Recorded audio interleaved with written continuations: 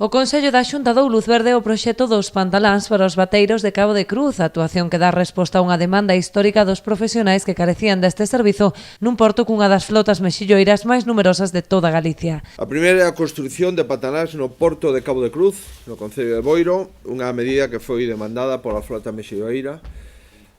a que respostamos cun investimento de 7 millóns de euros. O proxecto inclúe 139 prazas de amarre e a instalación dunha pantalla flotante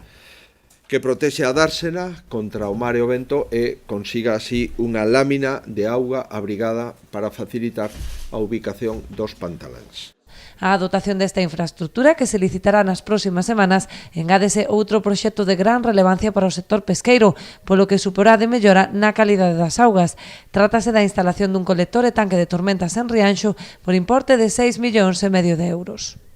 Dun colector de 1,5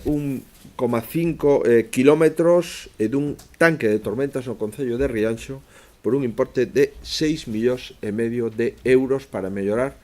o saneamento da ría de Arousa e tamén para mellorar as condicións de verquido da auga do concello de Rianxo a ría. Este colector, xunto coa nova depuradora que temos xa comprometida, axudarán a avanzar a finalización do plan de saneamento da ría de Arousa, no que levamos investidos nada máis e nada menos que 53 millóns de euros, e agora, con este novo investimento, 6,5 millóns, ata un total de 30 que nos faltan, finalizaremos o saneamento cun investimento superior a 83 millóns de euros na ría de Arousa.